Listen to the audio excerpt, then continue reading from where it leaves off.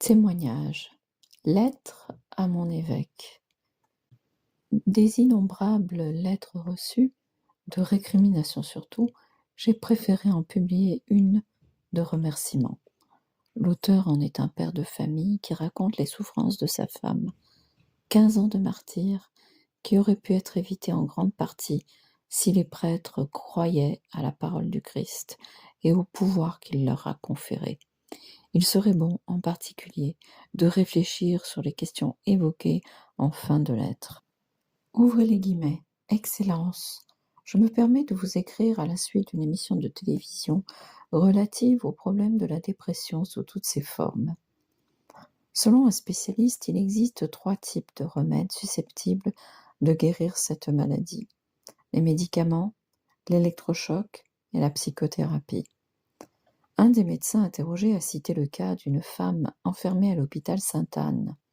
Il a expliqué qu'aucun médecin au monde ne pouvait la guérir. Elle disait avoir perdu son âme et ne plus pouvoir trouver la paix.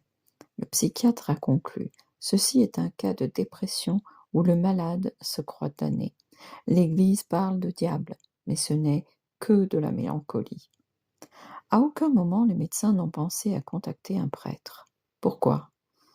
En écoutant cette émission, j'ai été surpris par l'ignorance des médecins qui passent pour être des spécialistes des maladies dépressives. Je me suis posé la question: que font les psychiatres pour ces personnes ? Est-il possible que le cas de ma femme soit unique ?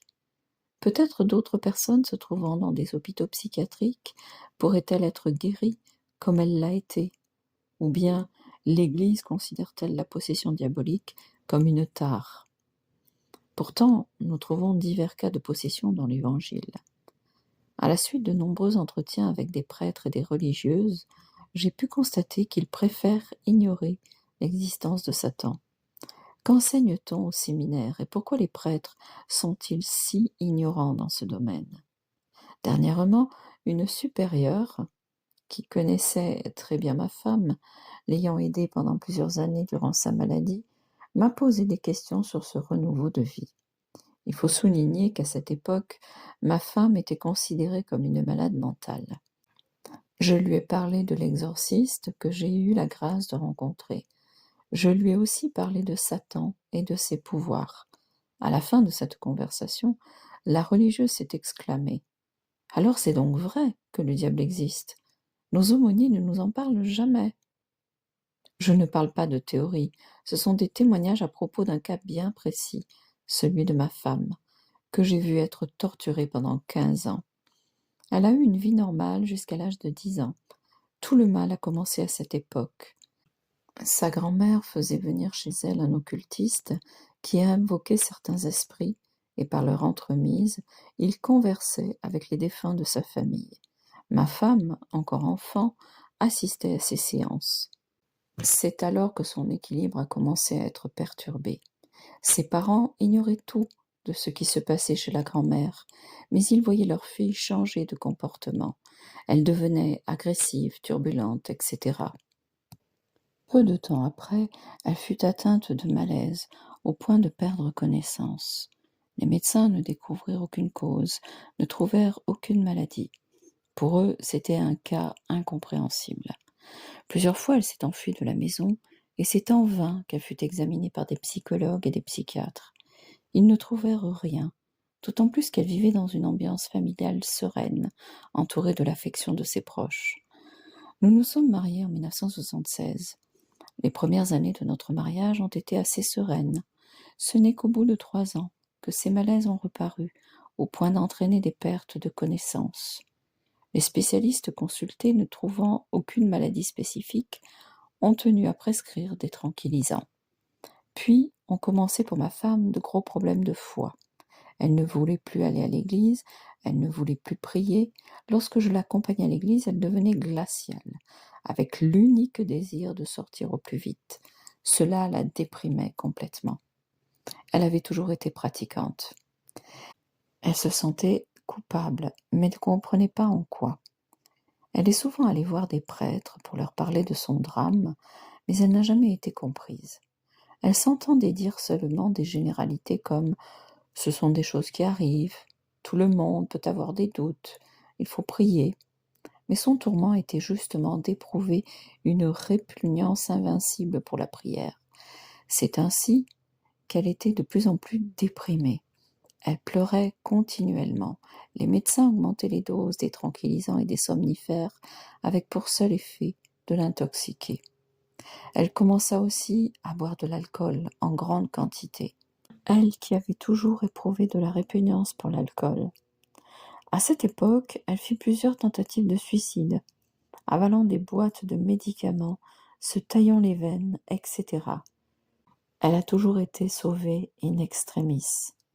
Il fut décidé de l'hospitaliser pour une cure de désintoxication de l'alcool. Elle avait dans le sang une concentration de 3,8 grammes. Le médecin-chef ne cessait de s'étonner. Il ne relevait aucun mal physique, et lorsqu'il parlait avec elle, il ne relevait aucun symptôme propre aux alcooliques. Il l'envoya en psychiatrie. Là, ma femme parla uniquement de ses problèmes de foie et le spécialiste se contenta d'augmenter la dose de tranquillisant. Il la réduisit à un état de droguée, sans réaction et sans mémoire. Ne sachant plus que faire, j'eus recours à un médium. Il en résulta quelques améliorations de l'état de ma femme, mais suivi immédiatement d'une rechute. Je compris que j'avais fait fausse route. C'est alors qu'aboutirent les démarches entreprises longtemps auparavant en vue de l'adoption d'un enfant de 3 mois. Nous avons été au comble de la joie et nous avons espéré que nos problèmes seraient résolus. Mais le mal reprit encore plus de force, avec des symptômes divers. Elle perdait la vue, hurlait à l'encontre de tout le monde, s'exprimait comme une sourde muette. Parfois, elle poussait des cris horribles. Elle tenta aussi de nous tuer, moi et l'enfant, avec un fusil. Elle essaya de se jeter par la fenêtre. Elle prenait la voiture et s'absentait pendant des heures. Dieu sait où elle allait. La nuit, elle se levait et courait dans la rue. Elle avait des visions diaboliques. Une fois, je l'ai trouvée dans la baignoire, la tête sous l'eau, sans connaissance. J'ai dû pratiquer la respiration artificielle. Une autre fois, elle eut un accident de voiture. Elle ne se souvenait de rien, même pas d'être montée dans la voiture. Je devais continuellement laisser mon travail pour courir à la maison. C'était épouvantable. Cependant, j'avais l'intuition que si elle retrouvait la foi et pouvait prier, les choses iraient mieux. Elle n'y arrivait pas et réagissait de mauvaise grâce en présence d'un prêtre. Ma femme ne pouvait plus rester seule à la maison et s'occuper de notre fils. Je voyais l'avenir tout en noir. Un prêtre, chose rarissime, avait indiqué que ma femme était peut-être victime d'une présence maléfique. J'appris par hasard qu'au Portugal, il y avait 2 femmes qui soignaient ce genre de mal. Contre l'avis des médecins et de la famille, j'y suis allée. Ces 2 femmes ont prié sur ma femme et ont jugé qu'il s'agissait d'une possession diabolique. Le résultat de ces prières fut incroyable. Pour la première fois depuis de longues années, ma femme a dormi une nuit entière, d'un sommeil calme et reposant, sans aucun médicament. Elle se sentait bien. Je n'en crus pas mes yeux lorsque je la vis conduire la voiture avec assurance durant le voyage de retour. Il nous avait été prescrit des prières que nous devions réciter, et pendant quelques jours tout semblait être revenu à la normale. Mais ensuite, le mal reprit de nouveau. Avec l'aide d'un prêtre, je contactai un prêtre exorciste. Il était surchargé de travail et il ne nous donna un rendez-vous que dans 2 mois. Je ne vais pas décrire les prières faites durant les exorcismes et les réactions exécrables de ma femme, mais à la fin de chaque exorcisme, elle se sentait de nouveau elle-même, pleinement guérie. À chaque rechute, l'exorciste nous recevait aussitôt et nous apprit comment nous défendre contre Satan. Les attaques ont été toujours moins fréquentes. Ma femme a retrouvé le sourire, la joie de vivre, de prier, de s'occuper de notre fils et de renouer avec des amis. À présent, elle est vraiment une autre personne. Je voudrais dire aussi que cet exorciste est assisté par une personne qui a le charisme de découvrir les objets infestés. Elle est venue chez moi et en a trouvé 3. Je crois que le mal a atteint ma femme lorsque sa grand-mère a invoqué les esprits en sa présence. C'est très dangereux, et les gens devraient en être informés. Est-il possible que tant de prêtres consultés ignoraient tout de ces choses? Je ne remercierai jamais assez cet exorciste. Combien ont été terribles ces 15 années de souffrance avant d'arriver jusqu'à lui. Il semble étrange que, si proche de l'an 2000, et alors que l'homme a marché sur la Lune et que nous vivons dans un monde d'informatique, d'électronique, de robotique, on ne sache rien d'une réalité que nous connaissons depuis au moins 2000 ans. Est-il juste de laisser des personnes souffrir les peines de l'enfer uniquement parce qu'on ne veut pas croire à la réalité des possessions diaboliques? Je pose la question. L'Église forme-t-elle un nombre suffisant de prêtres exorcistes? Et tous les autres prêtres sont-ils au moins instruits sur ces vérités évangéliques? Faut-il vraiment laisser les gens se tourner vers un tas de charlatans qui profitent de leur souffrance pour s'enrichir? Je vous prie de m'excuser pour cette explosion de colère, mais je crois bon de mettre l'accent sur ce qui semble avoir été oublié. Et je vous remercie, Excellence, d'avoir nommé cet exorciste qui a résolu notre cas. Fermez les guillemets. Un frein à l'envahissement des médecins charlatans.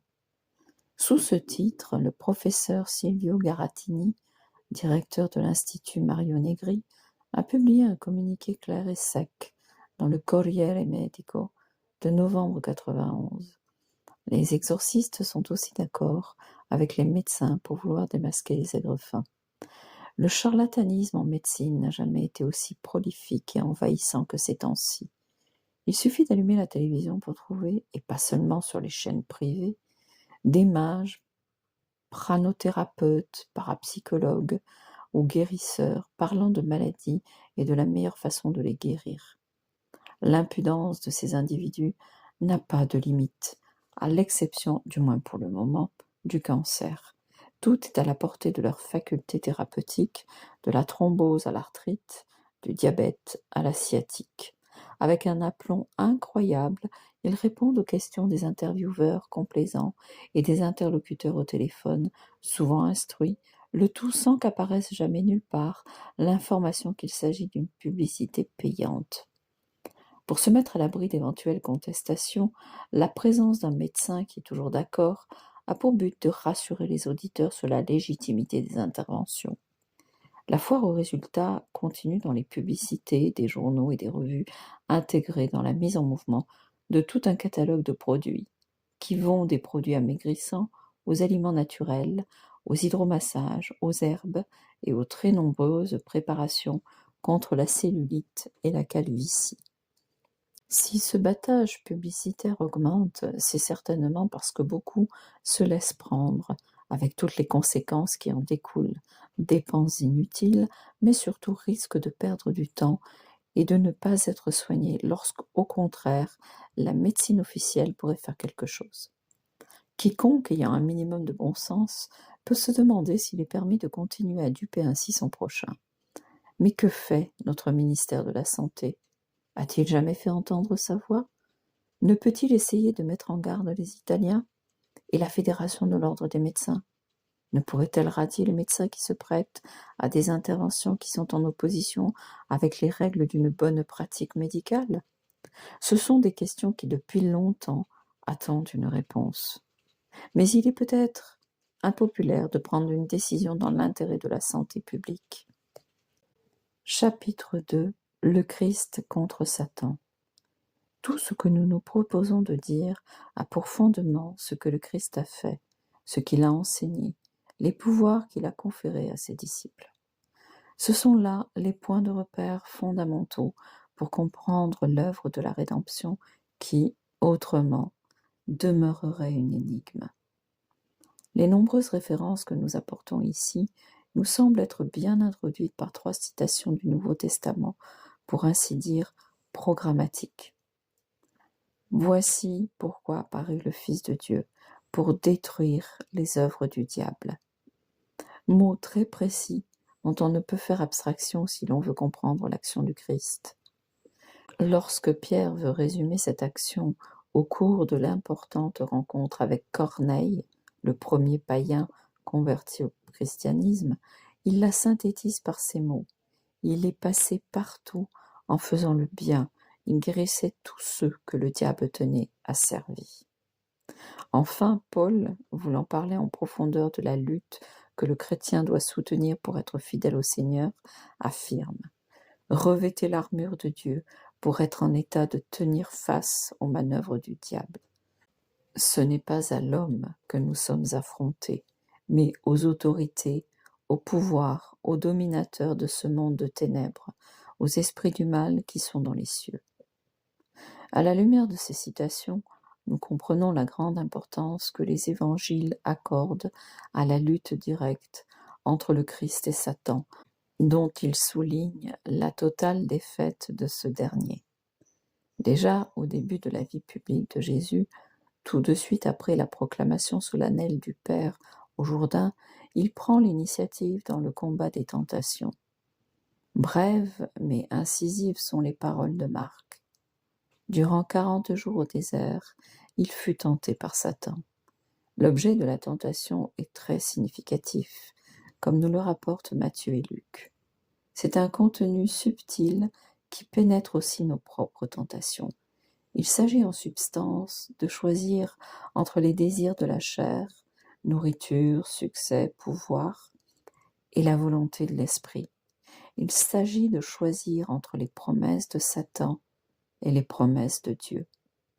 Le premier Adam a choisi les promesses de Satan. Le second Adam, le Christ, a choisi l'obéissance à Dieu, même si la fidélité à cette obéissance le fera renoncer au royaume de la terre et le conduira à la mort sur la croix. Dès ce moment, Satan est vaincu. Toute la prédication du Maître pour instaurer le règne de Dieu sera une continuelle victoire sur Satan. Elle accompagne avec une clarté croissante la révélation de la divinité du Christ, soulignée par ces signes extraordinaires que sont ces miracles. Et parmi ces signes, la domination de Jésus sur les esprits immondes acquiert une valeur toute particulière, précisément parce que son œuvre est destinée à détruire le pouvoir de Satan et à en délivrer l'humanité. C'est pourquoi les évangélistes insistent sur ces épisodes, les distinguant nettement des guérisons de maladies et soulignant des détails sur lesquels nous aurons l'occasion de revenir. Je commence par Marc, qui dès le début, au chapitre 1er, souligne par 3 fois ce pouvoir du Christ. Il y avait dans leur synagogue un homme possédé d'un esprit impur. Il s'écria: « De quoi te mêles-tu, Jésus de Nazareth ? Tu es venu pour nous perdre. Je sais qui tu es, le Saint de Dieu. » Jésus le menaça. « Tais-toi et sors de cet homme. » L'esprit impur le secoua avec violence, et il sortit de lui en poussant un grand cri. Ils furent tous tellement saisis qu'ils se demandaient les uns aux autres: « Qu'est-ce que cela ? Voilà un enseignement nouveau, plein d'autorité. Il commande même aux esprits impurs, et ils lui obéissent. » Notez comme les gens de façon pénétrante mettent la prédication de Jésus en relation avec son pouvoir de chasser les démons. Les deux sont des preuves de son autorité. Le soir venu, après le coucher du soleil, on se mit à leur amener tous les malades et tous les démoniaques. La ville entière était rassemblée à sa porte. Il guérit de nombreux malades souffrant de maux de toutes sortes, et il chassa de nombreux démons. Et il ne laissait pas parler les démons, parce que ceux-ci le connaissaient. Jésus ne veut pas du témoignage des démons, il a le témoignage de son Père, et il nous conduira à être ses témoins. Par-dessus tout, le témoignage des démons est nuisible, parce que ce sont des menteurs par nature, et parce qu'ils voudraient anticiper la révélation sur la personne de Jésus. Jésus lui-même ne veut se manifester que peu à peu.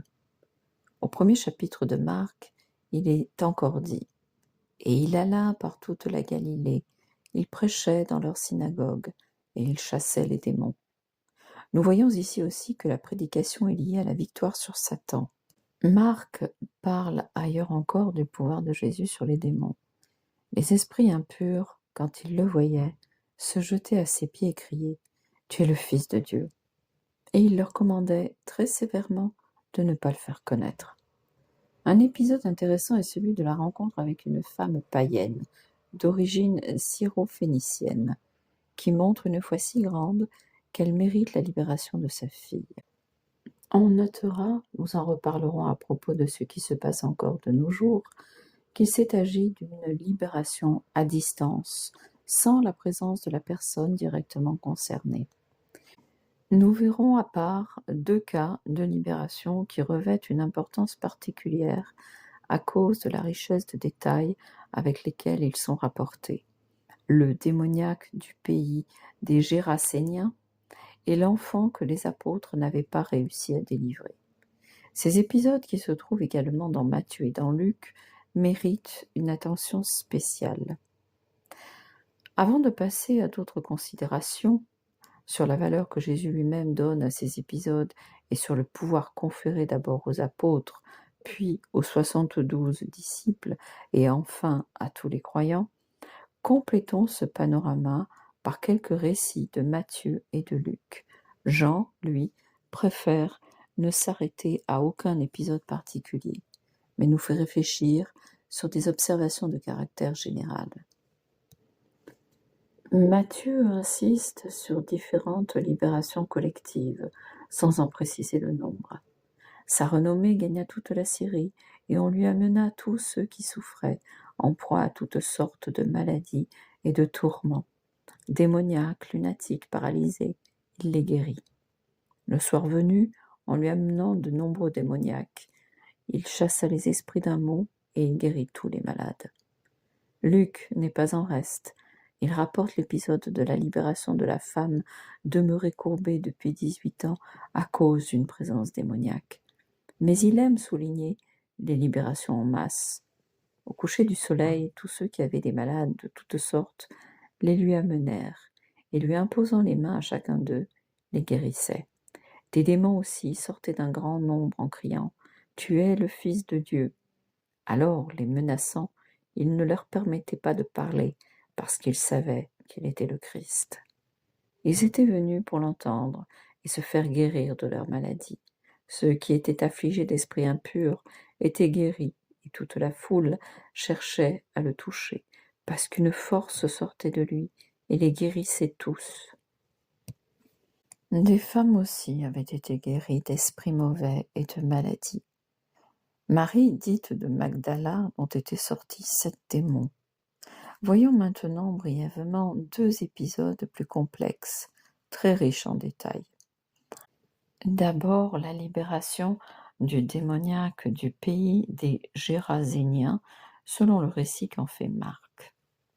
Nous nous trouvons là devant le cas le plus grave de possession diabolique totale, où le démoniaque fait preuve d'une force surhumaine, au point de rompre des chaînes et des entraves, et où il se montre si furieux qu'il est dangereux de passer dans cette contrée. Dans d'autres cas de possession, on ne voit pas de semblable réaction. Parfois, le mal diabolique peut être identifié comme un mal physique, par exemple dans le cas d'un sourd-muet ou celui de la femme courbée. Aujourd'hui encore, les effets de la possession sont très variés. Il est intéressant de connaître la réponse à la demande du nom. Légion, parce que nous sommes nombreux. Ce cas-là également existe encore de nos jours. Mais il est aussi curieux que Jésus condescende à la demande du démon d'aller dans les ports et non hors de cette région, ou tout droit dans l'abîme, comme le rapporte Luc. De même, aujourd'hui, il arrive parfois que le démon demande à l'exorciste sa destination, ou bien c'est l'exorciste qui la lui impose. L'épisode se termine par l'apostolat particulier que Jésus assigne à l'homme guéri. Cette fois, il ne lui intime pas l'ordre de se taire, mais de parler. L'importance de ce pouvoir de Jésus est telle que jamais le Seigneur n'ordonne à un démoniaque de taire sa libération, alors qu'il ordonne souvent à des personnes guéries de maladies. Le deuxième cas, riche en détails, est celui que nous offre la guérison de l'enfant que les 9 apôtres n'ont pas réussi à délivrer pendant que Jésus était absent sur le Tabor avec Pierre, Jacques et Jean. Je me réfère surtout à Luc. Ici aussi, nous nous trouvons devant un cas très grave de possession. Le démon tourmente le garçon, le rendant muet, le jetant à terre où il se tord à cause de convulsions, au point de faire croire qu'il est épileptique. Mais il y a pire. C'est un démon destructeur qui veut la mort de ce fils unique, le jetant dans le feu et dans l'eau. Ici, il faut noter 2 détails importants. Et tout d'abord, la question du Christ. Depuis combien de temps cela lui arrive-t-il ?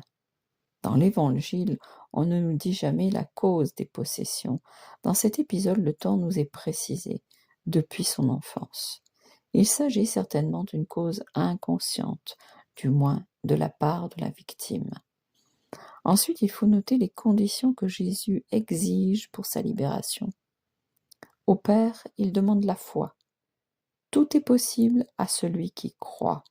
Aux apôtres stupéfaits et déçus de leur insuccès, il ira de plus. Ce genre d'esprit, rien ne peut le faire sortir, sinon la prière et le jeûne. Est-ce une limite au pouvoir donné aux apôtres ? Je crois plutôt que c'est un signe précis pour indiquer à quel point la libération du démon est un fait de grande importance.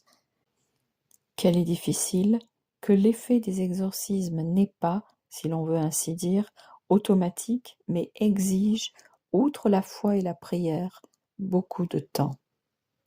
Arrivé à ce point, et après avoir vu avec quelle force et quelle fréquence Jésus chasse les démons, il y a lieu de faire quelques observations. Une première observation est que Jésus reconnaît le pouvoir du malin. Il peut entrer dans un homme. C'est à ce moment, alors que Jésus lui avait offert cette bouchée, que Satan entra en Judas, quand il décrit la fin de Judas.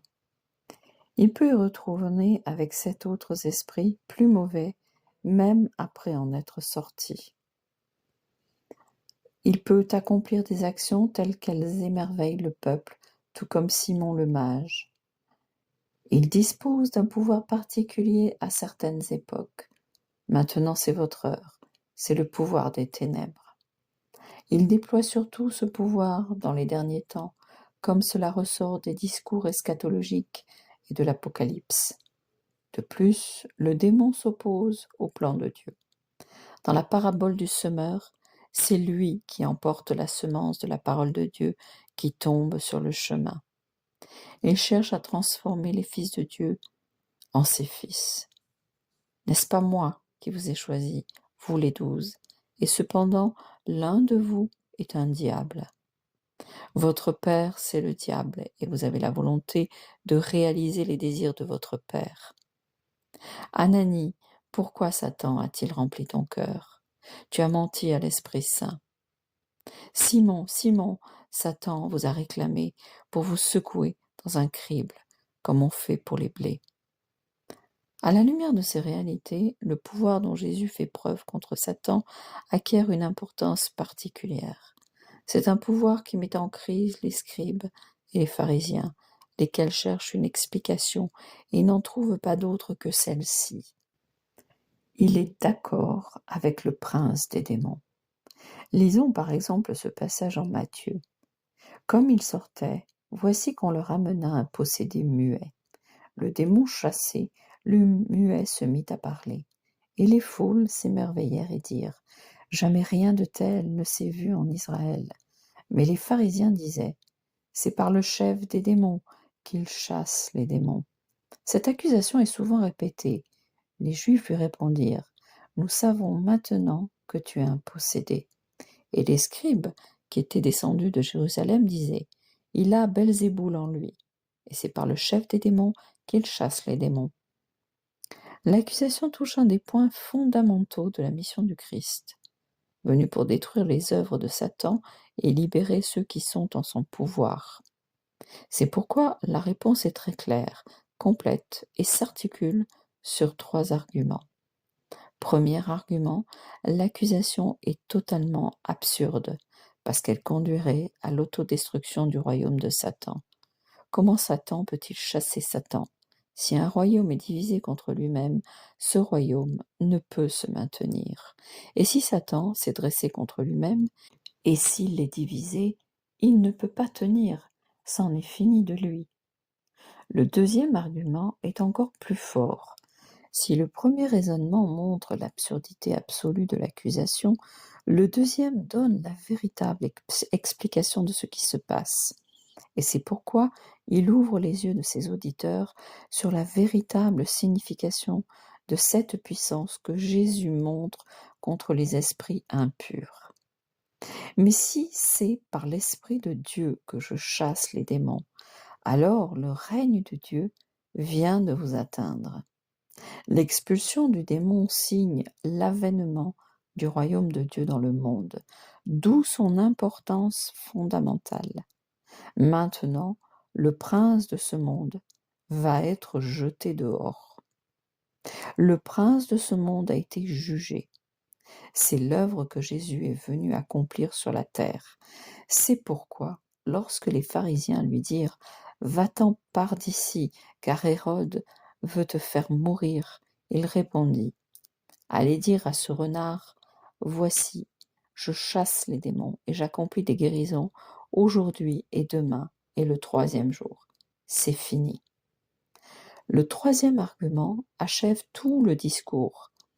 Jésus montre clairement sa supériorité absolue et la défaite de Satan. Quand l'homme fort, avec ses armes, garde son palais, ce qui lui appartient est en sécurité. Mais que survienne un plus fort qui triomphe de lui, il lui prend tout l'armement en quoi il mettait sa confiance, et il distribue ses dépouilles. L'allusion est claire. L'homme fort, c'est Satan qui se croit en sécurité. Lorsque vient Jésus, le démon proteste à travers les démoniaques. « Es-tu venu pour nous perdre ?» Parce que Jésus est le plus fort, qu'il l'a vaincu. Le prince de ce monde n'a en moi aucune prise. Le prince de ce monde a été jugé. Le royaume de Dieu a commencé. C'est pourquoi saint Paul, racontant au roi Agrippa sa conversion, répète les paroles que le Seigneur lui a dites. « Je t'envoie vers les nations païennes pour leur ouvrir les yeux, les détourner des ténèbres vers la lumière, de l'empire de Satan vers Dieu. » Vaincu par le Christ, Satan lutte contre ses disciples. Vatican II nous rappelle que cette lutte des esprits malins continuera jusqu'au dernier jour. C'est la raison pour laquelle le Seigneur a conféré un pouvoir particulier aux apôtres et à tous ceux qui croient en lui, comme nous le montrerons au prochain chapitre. Témoignage. Qui est Satan? Qui sont les démons? Nous savons peu de choses sur le monde visible et encore moins sur le monde invisible. Il est donc très facile, plutôt que de faire des recherches, d'en nier l'existence. Et ainsi, nous ne nous rendons même pas compte que nous nions la toute-puissance et la sagesse de Dieu, qui a tout créé avec une majesté inconcevable pour notre esprit humain, avec un ordre parfait et pour des fins précises. Quand on m'interroge à propos du nombre des anges, je cite l'Apocalypse, qui parle de myriades, un nombre immense, incommensurable pour notre intelligence. Quand on m'interroge sur le nombre des démons, je réponds avec les paroles mêmes prononcées par un démon à travers un possédé. Si nous étions visibles, nous obscurcirions le soleil tant nous sommes nombreux. Pour donner ne serait-ce qu'une pâle idée de la grandeur du créé qui nous échappe et à laquelle nous ne pensons même pas, je propose de réfléchir sur les corps qui tournent dans le ciel. Un astronome pourrait beaucoup mieux que moi illustrer les merveilles de l'univers. Cela explique ce que l'un d'eux a affirmé. Je ne crois pas, je vois. À bien y réfléchir, on demeure stupéfait. Tout l'univers est régi par des forces reliées entre elles, selon une sagesse parfaite. Par exemple, la Terre tient liée à elle la Lune par une force d'attraction. sans que celle-ci lui tombe dessus, parce qu'une sage loi centripète la fait tourner autour de notre planète. Tout le système solaire fait partie d'une galaxie composée de milliards de corps célestes. Nous savons qu'à l'intérieur de cette galaxie, tous les corps sont maintenus unis par un centre d'attraction, centre que les astronomes situent à environ 30 000 années-lumière du système solaire. L'axe de notre galaxie est d'environ 90 000 années-lumière. C'est une dimension bouleversante. Et pourtant, vue de loin, à la distance de quelques millions d'années, notre galaxie paraît à peine un point lumineux. Nous voyons tant d'autres galaxies à ces distances énormes. Combien? Il est impossible de le dire. Les astronomes voudraient découvrir le centre de l'univers. Ils voudraient pouvoir déterminer le point central de gravitation de tous les corps célestes. Pour le moment, ils doivent se contenter d'avancer des hypothèses. Tout ce que nous admirons dans le système cosmique, dans l'infiniment grand, d'autres scientifiques l'admirent dans la coordination des atomes, dans l'infiniment petit. Si l'ordre matériel nous stupéfie, que dire de l'ordre spirituel? Ce Dieu qui a créé dans un ordre admirable et avec des lois étonnantes des myriades de corps célestes, a créé également par la même toute-puissance et sagesse des myriades d'esprits célestes. La Bible nous parle de 9 cœurs angéliques. Les pères de l'Église et les scolastiques ont beaucoup étudié et écrit sur ce sujet. Les théologiens modernes s'occupent de sociologie. Cependant, parmi les esprits célestes aussi règne un ordre, une hiérarchie, une fin intelligente, du fait qu'il s'agit d'être intelligent et libre, qui est joie, bonheur, beauté, tout à la louange du Créateur. C'est une opinion commune découlant du récit biblique que Dieu a créé d'abord les anges et ensuite le cosmos. Le mystère de la création du monde matériel est certainement admirable, en tant que procédant de la toute-puissance et de la sagesse de Dieu. Mais il est certain qu'il n'atteint sa signification qu'avec la création de l'homme, parce que c'est seulement par la présence de l'homme que toute la création sensible, dont l'homme fait partie, s'unit à Dieu, son Créateur. L'homme, créé à l'image et à la ressemblance de Dieu, étant un être raisonnable, a la possibilité de s'unir à son Créateur et de communiquer avec lui. Par contre, le monde matériel, bien qu'ayant son origine en Dieu, par lui-même, ne peut jouir d'un échange direct et immédiat avec son Créateur, dont il dépend totalement et passivement. Les esprits célestes, c'est-à-dire les anges, ne sont pas soumis, de par leur nature, à un rapport immédiat avec ce monde matériel. Leur intelligence, au fur et à mesure que Dieu le créait, n'en comprenait pas le but. Ils étaient, eux, de purs esprits. À leurs yeux, le monde matériel n'avait pas de raison d'être, et même, il leur paraissait toujours plus comme une absurdité complète jusqu'à l'apparition de l'homme, créature raisonnable, ayant une relation immédiate avec Dieu, puisque créé intelligemment et libre, qui était en mesure de donner un sens à tout l'univers matériel, s'en servant pour louer le Créateur. On peut penser que la rébellion d'une partie des anges a précédé la création de l'homme. Une explication possible est qu'une partie des anges ait trouvé scandaleuse précisément la création du monde matériel, avant que le cosmos soit achevé et anobli par la présence de l'homme. Les anges rebelles n'ont pas loué Dieu depuis le commencement, c'est-à-dire depuis qu'il créa le monde matériel qui, du point de vue des purs esprits, semblait une absurdité.